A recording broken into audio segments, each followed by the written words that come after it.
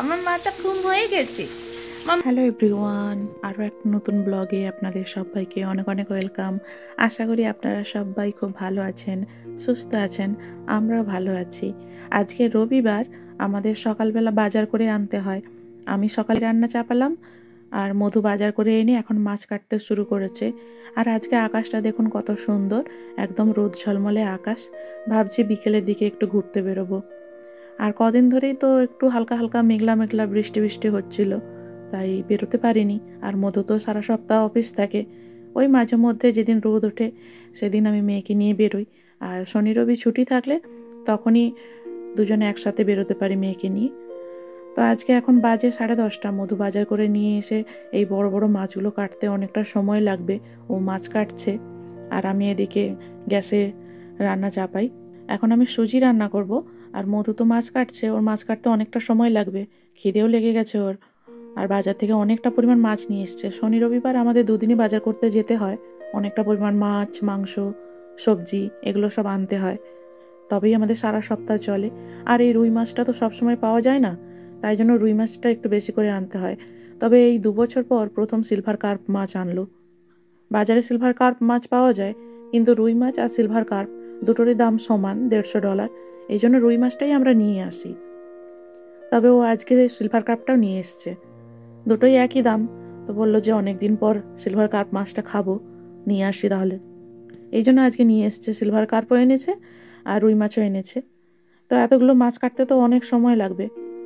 আমি এদিকে সুজিটা রান্না করব। তো সুজিটা রান্না করতে চাপিয়েছি, তারপরে দেখলাম গ্যাসটা শেষ। মধু গ্যাসের অফিসে ফোন করছে, আর আমি এদিকে আমাদের যে পোর্টেবল ওভেনটা রয়েছে, এই ওভেনটা আমরা যখন প্রথম তাইওয়ানে আসি, আমরা প্রথম যে রুমটা নিয়েছিলাম সেই রুমে রান্না করে খেতাম এই গ্যাসটাতে। এই গ্যাসে অনেকটা সুবিধাও রয়েছে, তবে গ্যাসগুলো খুব তাড়াতাড়ি শেষ হয়ে যায়। ছোট ছোট ক্যান তো, ক্যানগুলোর দাম খুব একটা না, 1-2 দিন রান্না করার পর শেষ হয়ে যায়। একদম ছোট ছোট ক্যান তো, আর এটা আমাদের অনেক সুবিধেই হয়। যখন হঠাৎ করে গ্যাস শেষ হয়ে গেল, তখন রান্না করতে করতে কি রান্না থেমে থাকবে, এই গ্যাসটা জ্বালিয়ে দিলাম, বেশ ঝটপট রান্না হয়ে যায়। আর খুব ভালোও জ্বলে, বড় গ্যাসের বড় ওভেনের মতোই এটাও বেশ সুন্দর জ্বলে, অনেক তাড়াতাড়ি রান্না করা যায়। আমরা যখন তাইওয়ানে প্রথম আসি, তখন যে রুমটায় থাকতাম তাতে তো কোনো কিচেন ছিল না, আমরা রুমের মধ্যেই রান্না করে খেতাম, সিঙ্গেল রুম ছিল। তারপরে আমরা 2 মাস পর রুম চেঞ্জ করি। কিন্তু এই ওভেনটা বেশ আমাদের অনেক কাজে দেয় মাঝে মধ্যেই। যখনই গ্যাস শেষ হয়ে যায় তখন এই ওভেনটাতেই রান্না করি। যদিও আমাদের ইন্ডাকশান রয়েছে, তবে ইন্ডাকশানটা খুব একটা ইউজ করি না, এই ওভেনটাতেই ইউজ করি। 2-3টে গ্যাস একসঙ্গে কিনে রেখে দিই, ছোট ছোট গ্যাসের ক্যান তো, একদম ওই বোতলের মতো, জলের বোতলের মতো ছোট ছোট ক্যান। আর এগুলো ভুটানি গ্যাস, বেশ সুন্দর জ্বলে, খুব তাড়াতাড়ি রান্না করা যায়। মধু গ্যাসে ফোন করে দিয়েছে 10-15 মিনিটের মধ্যেই চলে আসবে। আর এখানে গ্যাসের খুব ভালো সুবিধে, যখনই গ্যাস শেষ হয়ে যায় ওই 10-15 মিনিটের মধ্যেই চলে আসে।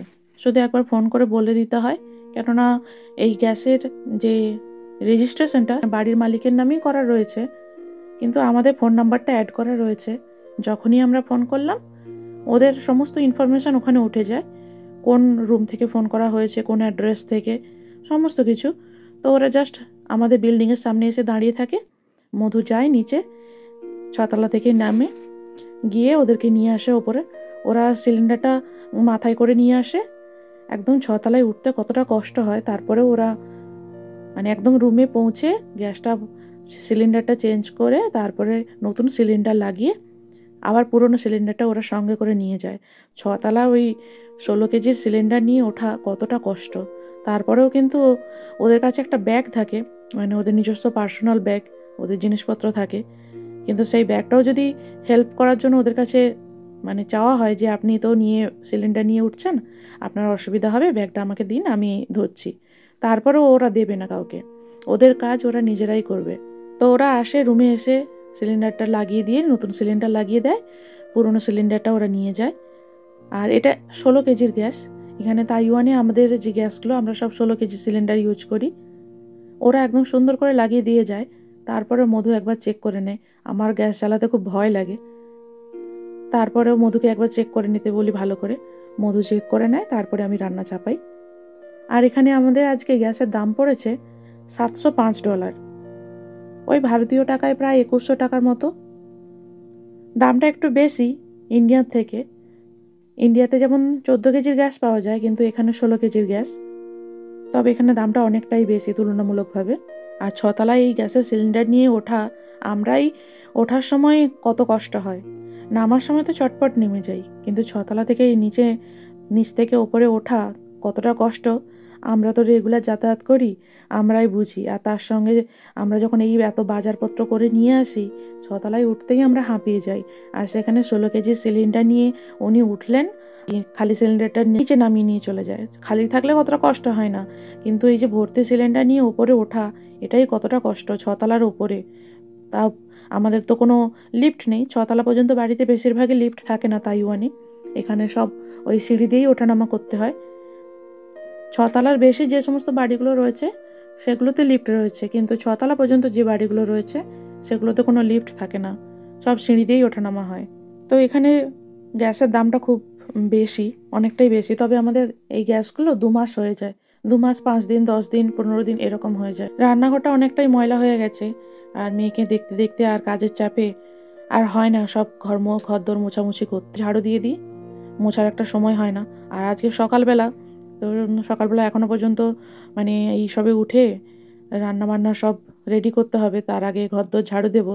তো হঠাৎ করে গ্যাসটা শেষ হয়ে গেল, কারণ খাবারটা বানিয়ে নিয়ে তারপরে ঝাড়ু টাড়ু দিয়ে চান টান করবো, কিন্তু গ্যাসটা শেষ হয়ে গেল। তাই বাধ্যগত গ্যাসকে ফোন করে বলতে হলো। ওরা গ্যাসটা সাথে সাথে দিয়ে গেল। আমার রান্না শেষ হয়নি, ওরা সাথে সাথে দিয়ে চলে গেল। 10-15 মিনিটের মধ্যে ওরা দিয়ে চলে যায়। আর ওদের কাছে সমস্ত ইনফরমেশান, মানে ফোন করার সাথে সাথেই ওই ফোন নাম্বারেই সমস্ত ওদের কাছে ইনফরমেশান। এমনভাবে এখানে সমস্ত অ্যাডভান্স কম্পিউটারাইজ সিস্টেম, টেকনোলজি এত অ্যাডভান্স যে ফোন করলাম, আমাদের কোনো রকম কোনো ইনফরমেশান দিতে হয় না, কোনো অ্যাড্রেস দিতে হয় না। জাস্ট বললাম যে আমাদের গ্যাস লাগবে, ব্যাস, শুধু এই একটি কথা। আর তার সাথে সাথেই ওরা 15 মিনিটের মধ্যে গ্যাস দিয়ে চলে যায়।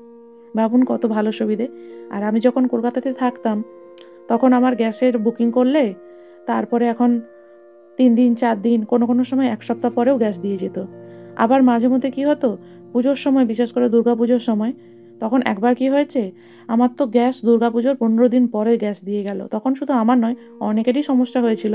গ্যাসটা তখন পুজোর সময় তো গ্যাসটা দিতে পারছিল না, না হলে ওই 3-4 দিন পর দিয়ে যেত গ্যাস।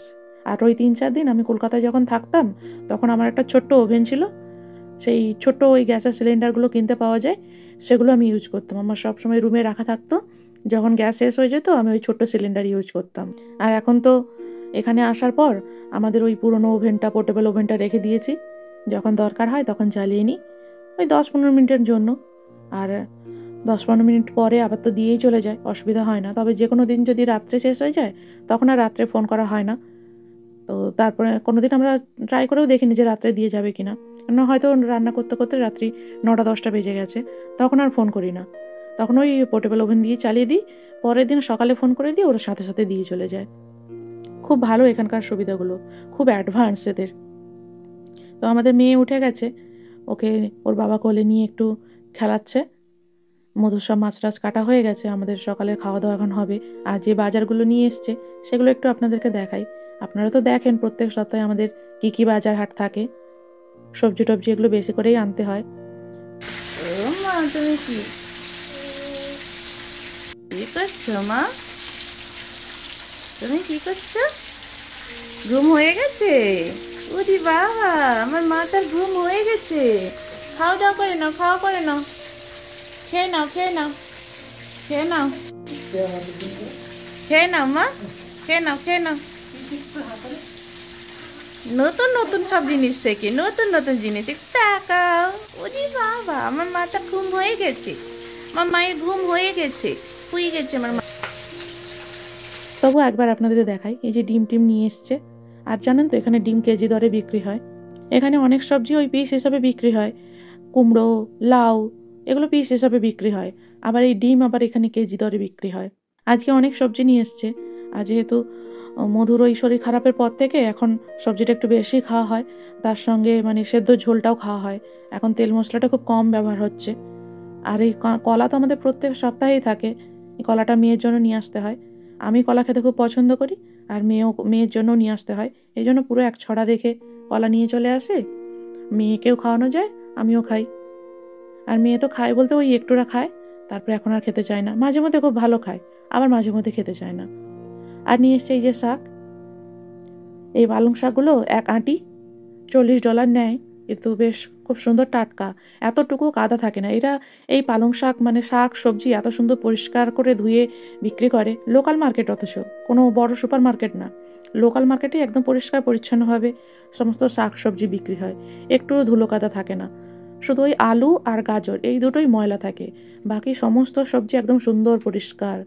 আর এই বড় বড় ঝিঙ্গেগুলো এবারে নিয়েছে $50। দুটো ঝিঙ্গে নিয়ে এসছে, বড় বড় সাইজ, ওই ভারতীয় টাকায় দাম নিয়েছে প্রায় 150 টাকা। এখানে সব সবজিরই একটু দাম বেশি, কিন্তু কি আর করা যাবে, খাওয়া দাওয়া তো করতে হবে। এখানে সব জিনিসেরই একটু দাম। চাষবাস হয়, তবে তুলনামূলকভাবে একটু কম। ওই বেশিরভাগই সব বিভিন্ন দেশ থেকে সাপ্লাই হয়, সেগুলোই এখানে বিক্রি হয়। চাষবাস যে পরিমাণ হয়, তবে মানুষের প্রয়োজনের তুলনায় অনেকটাই কম। এই যে গাজরগুলো দেখুন কতটা ময়লা, গাজরগুলো আলুগুলো এগুলো একটু ময়লা থাকে, বাকি সব সবজি পরিষ্কার। আর এখানে ওই পেঁয়াজগুলো বেশ অনেক বড় বড় সাইজের পেঁয়াজ পাওয়া যায়। আর আমরা কিন্তু এই বড় সাইজের পেঁয়াজটা কিনি না, আমরা ওই মাঝারি সাইজের পেঁয়াজটাই কিনি, তাহলে আমাদের রান্না করতে সুবিধা হয়। একটা পেঁয়াজ হলে একটু ভাজাভুজিতে দিলাম বা একটু তরকারিতে দিলাম, হয়ে যায়। আর খুব বড় সাইজের পেঁয়াজগুলো নিলে, যেগুলো চায়না পেঁয়াজ, সেগুলো একটু বড় বড় সাইজ, সেগুলো ঝাঁঝ থাকে না, তবে এই পেঁয়াজগুলোর খুব ঝাঁঝ। আর ওই বড় বড় যে সাদা সাদা পেঁয়াজগুলো, সেগুলো একটু ঝাঁঝ লাগে না, ফলে সে যেন ফলের মতো, খেতে একদমই ভালো লাগে না। আর এই মাশরুম তো প্রত্যেক সপ্তাহেই আনি।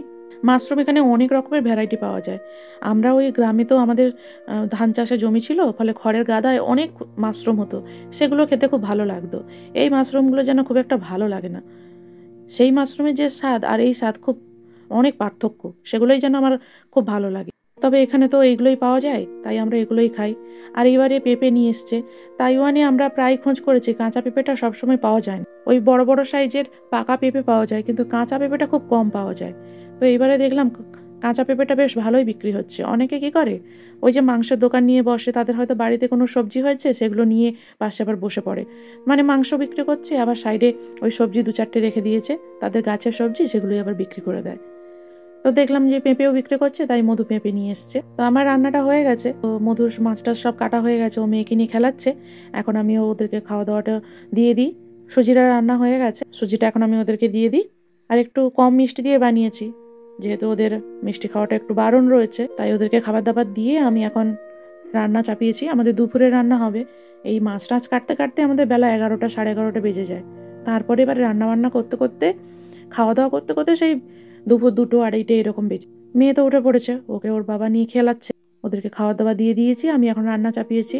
আর এই মাছের মাথাগুলো এবারে কিনতে পাওয়া যাচ্ছে, সবসময় কিনতে পাওয়া যায় না, মানে তেলাপিয়া মাছের মাথা বা অন্য কোনো মাছের মাথা মাঝে মধ্যে বিক্রি হয়। তো আজকে মাথাটা নিয়ে এসছে, বড় বড় সাইজের এই মাথাগুলো বিক্রি হচ্ছিল $30 করে। ওই ভারতীয় টাকায় 90 টাকা, চীন মানে 600 গ্রাম হিসেবে বিক্রি হয়। আর কেজিতে পড়ে আপনার ধরুন ওই ভারতীয় 150 টাকা। এখন দুপুরে রান্না করব, ভাত টাত রান্না করতে হবে, এখন মাছ ভাজা চাপিয়েছি। আর আমাদের সকালের জলখাবার সব খাওয়া হয়ে গেছে। আর আপনাদের এই ব্লগগুলো কেমন লাগে অবশ্যই কমেন্ট করে জানাবেন। তাইওয়ানের এরকম টুকিটাকি কিছু জিনিসপত্র আপনাদেরকে দেখাবো, বাজার হাট, এখানকার স্কুল কলেজ, সব কিছুই আমাদের ব্লগে থাকবে। আর আমাদের নিত্যদিনের কিছু টুকিটাকি ঘরোয়া কথাবার্তা, সেগুলো আপনাদের সাথে শেয়ার করব।